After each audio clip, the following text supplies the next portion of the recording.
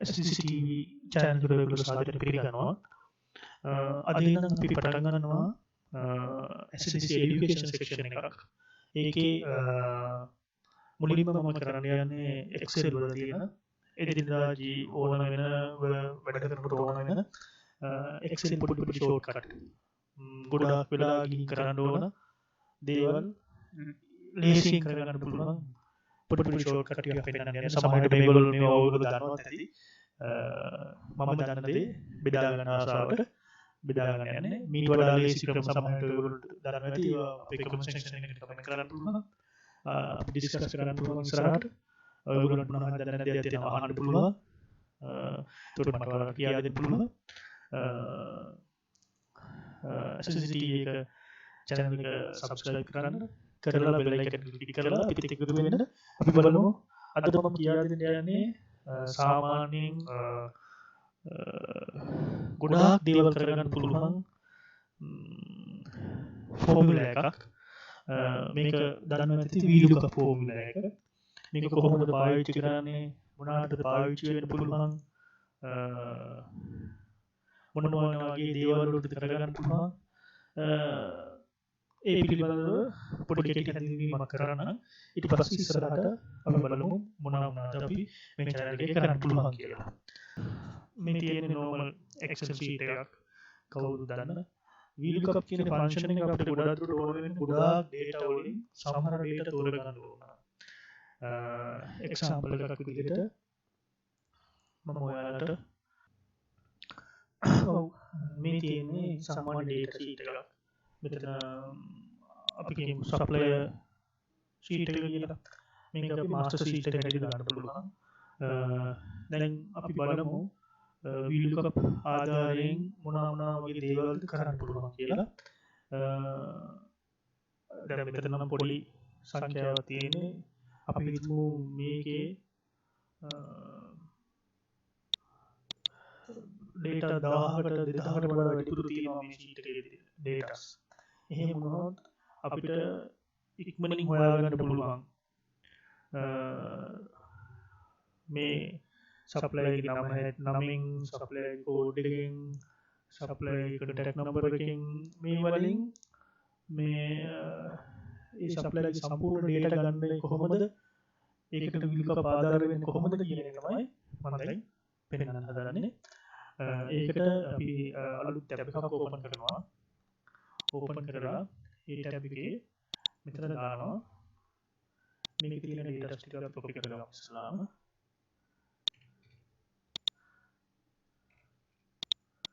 supplier code, මෙතන supplier name, supplier code, supplier name, ඊට පස්සේ supplier contact details, contact details යටතේ තියෙනවා person name, mobile number, web එක.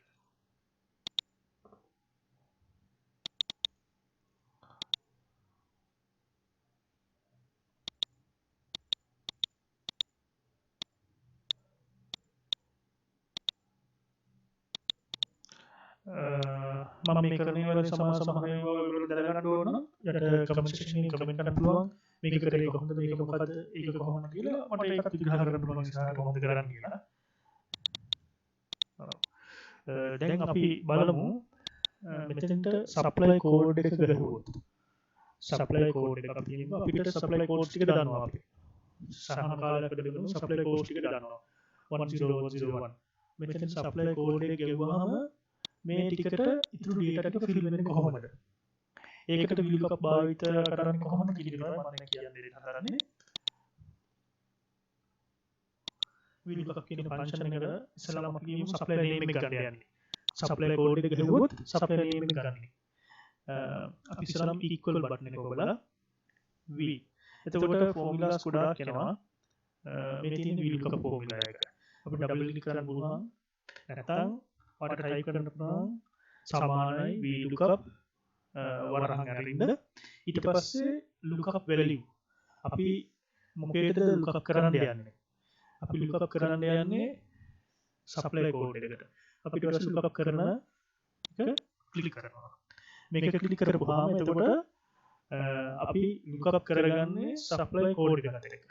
දැන් මෙතන මම කමාවක් දීලා ඒක වහගන්නවා. ඊට පස්සේ table area එක select කරන්න අපි යනවා master sheet එකට ගිහිල්ලා supply code එකේ ඉඳලා supply name එකට ගිහින් අපි මෙහෙම select කරගන්නවා. එහෙම BC. ඊට පස්සේ අපි දැන ගන්න ඕනේ supply code එකෙන් ඊට පස්සේ තියෙන තීරුව තමයි supply name එක. ඒක තමයි අපි ඊගව sheet එකට ගෙනියන්නේ. එතකොට ඒක ඇවිල්ලා අපි ඉස්සෙල්ලාම count කරන්න ගන්න ඕනේ supply code එකත් එක්ක. ඒ කියන්නේ අපි select කරන lookup cell එකේ ඉඳන් තමයි අපි count කරන්න ගන්න. එතකොට මේක 1 2 1 2. එතකොට අපි lookup කරන්න යන්නේ දෙවෙනි cell එකට. එතකොට ආයේ මේක කමාවක් දාලා වහනවා.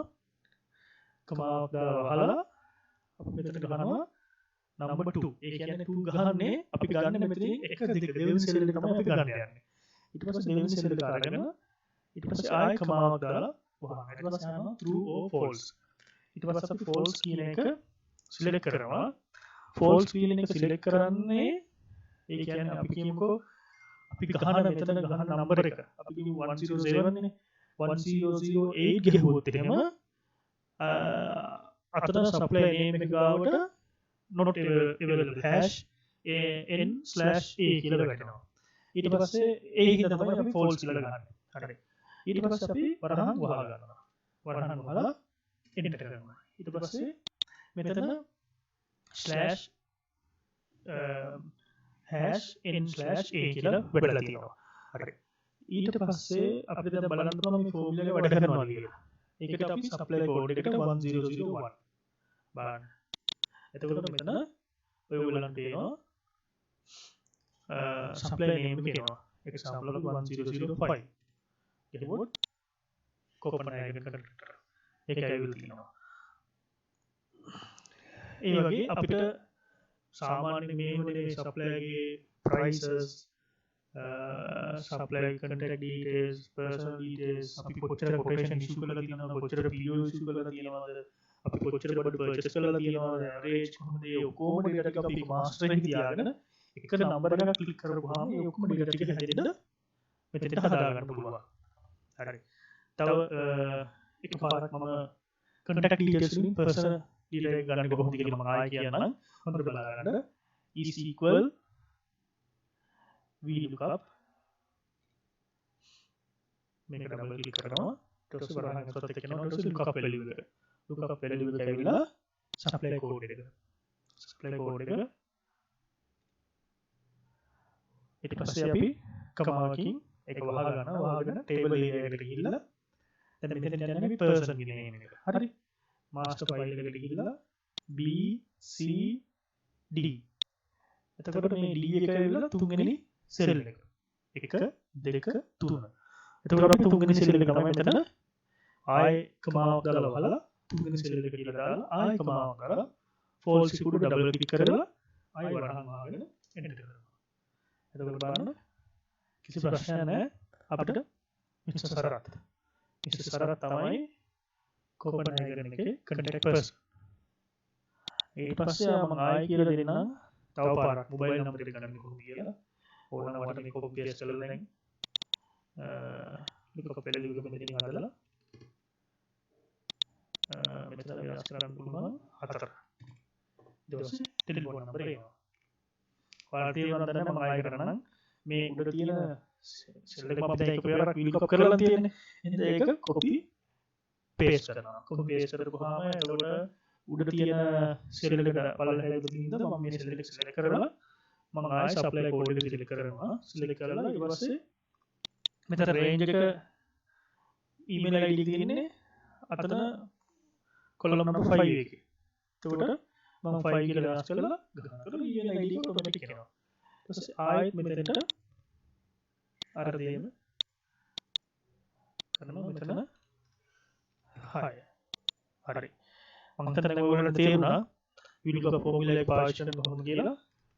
අපි supply code එක වාර කරොත් automatic ඔක්කොම මෙතන ඉතුරු data ටික මාරු වෙනවා. මම ඊගාව එපිසෝඩ් එකකින් කියා දෙන්නම්. දැන් ඔයගොල්ලෝ මේක මෙහෙම අයින් කරොත් මේ ඔක්කොම එන්නේ /n/a කියලා ඒක එච්චරම රිපෝට් එක ප්‍රසන්ටේෂන් එක කරනකොට ඒක එච්චර හොඳ නෑ. අපි මොකද මේක මනේ টপ මැනේජ්මන්ට් එකට වගේ දෙන්න යන රිපෝට් එකක් නම් ඒක මෙහෙම පෙන්නන එක හරිය නෑ. සමහරවිට අපි මේකෙන් මෙතන ඩේටා වලින් තව බෝගස් දාලා වැඩි කරගන්න අඩු කරගන්න යනවා. මේක හරියන්නේ නෑ. මේ n/ එක නැති කරගන්න විදිහක් තියෙනවා. මම මේක ඊගාව සෙෂන් එකේදී කියලා දෙන්නම්. එහෙනම් අද අපේ channel එකත් එක්ක එකතු වුණාට SSC Excel session එකත් එක්ක එකතු වුණාට බොහොම ස්තුතියි. අපේ channel එක subscribe කරලා bell icon එක click කරලා එකතු වෙලා ඉන්න, share කරන්න, comment කරන්න, ඔයාලා අදහස් යෝජනා කියන්න. මේක මගේ පළවෙනි වීඩියෝ එක. අපි ඉස්සරහට ගොඩක් දේවල් ගන්න බලාපොරොත්තු වෙනවා. එහෙනම් සුබ දවසක්. ඉස්සරහට අපි හම්බෙමු. Thank you.